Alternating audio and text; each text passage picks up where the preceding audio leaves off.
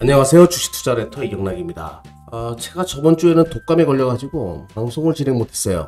목소리는 여전히 조금 가라앉았지만 좀 살만해요. 그래서 오늘 주식투자레터 방송 진행하도록 하겠습니다. 제가 저번에도 한번 말씀드렸다시피 2370포인트대 돌파하게 되면 추세는 새로운 국면으로 접어드는 것이다 라고 이야기를 드렸는데요. 2370포인트대 치기 박치기가 있어요.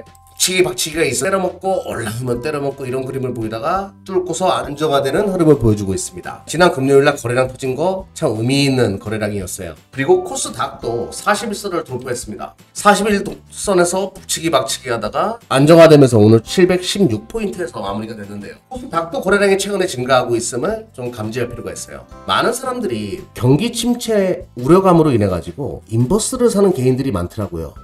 제가 토요일날 강연에 갔을 때 인버스를 매수했다라고 하시는 분들이 좀 계시던데, 경기 침체와 관련된 부분은 상당 부분 주가에 반영되어져 있기 때문에 거기에다가 포커스를 두면 안 될 것 같아요. 시장은 새로운 흐름으로 전개되고 있음을 인지하시고 시장을 바라볼 필요가 있다는 것을 다시 한번 재차 강조드리면서, 제가 시장의 주주로 떠오를 가능성이 높은 리오프닝 관련된 종목들을 계속 이야기 드리는데요. 미 시장에서는요, 유나이티드 에어라인 정말 강하지요. 지금 이런 그림으로 최근에 움직이고 있습니다. 전 매물대를 완벽하게 돌파하고 거래량이 터진 상태에서 계속 올라가고 있고, 보잉도 마찬가지고요. 보잉도 계속 올라가고 있어요. 아메리칸 에어라인, 리오프닝 관련된 종목들이 강하다 이거예요 지금. 아메리칸 에어라인 정말 강하네요. 윈 리조츠, 카지노, 호텔 카지노 관련된 기업. 미 시장에서는 지금 중국의 소비와 관련된 것들이 강하게 일어나고 있음에도 불구하고 대한민국 관련된 종목들은 누워져 있거든요 지금. 예를 들어서 이제 대한항공, 대표적으로 항공주라고 하는 대한항공은 지금 조금씩 올라오고 있고, 아시아나항공, 제주항공 이런 것들은 모양을 만들어 놨습니다 지금.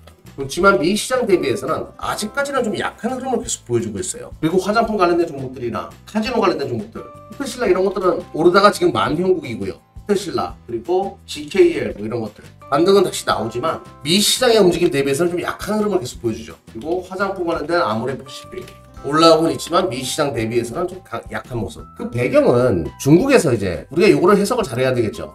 단기 비자 발급 제한, 그러니까 우리가 그렇게 했기 때문에 중국에서 단기 비자 발급을 같이 제한했다, 발급 중단을 알려드립니다 라고 이제 중국 대사관 쪽에서 이렇게 발표를 했고요. 그런데 여기에 조항을 보게 되면 한국이 중국에 대한 차별적인 입국 제한 조치 취소 상황에 따라 조정할 예정입니다. 요게 이제 지난주에 국내 리오프닝 관련된 종목이 미국 쪽 대비해서 약했던 가장 큰 이유거든요. 그런데 여기에 이제 차별적인 입국 제한 조치 취소 상황에 따라 조정할 예정이다. 우리가 먼저 조기 변경하면 자기네도 진행하겠다 뭐 이런 내용인데요. 그리고 이제 우리만 그런 것이 아니라 일본도 그렇게 진행을 했습니다. 일본에 대해서도, 일본은 근데 단기 비자 발급 제한을 중국을 상대로 하지 않았는데 중국이 그냥 일본도 갖다 붙여가지고 우리랑 같이 단기 비자 발급을 제한해 버렸어요. 근데 일본에서 이 부분에 대해서 항의를 하니까 중국의 왕원빈 외교부 대변인이 조기에 변경하기를 희망한다, 또 일본 측에다가 그렇게 얘기를 했습니다. 그러면 일본에 대해서 이렇게 조치를 취한 가장 큰 이유는 일본이 제일 먼저 중국 입국자에 대한 PCR 검사를 진행한다라고 발표했던 부분, 이것에 대한 보복이고요. 우리 같은 경우에는 가장 세게 단기 비자 발급 제한과 같은 이런 조항을 붙였기 때문에 중국에서 두 국가를 상대로 이렇게 진행을 한 건데요. 근데 일본을 갖다 붙인 가장 큰 이유 중에 하나는 두 국가 중에 먼저 조기 변경을 하게 되면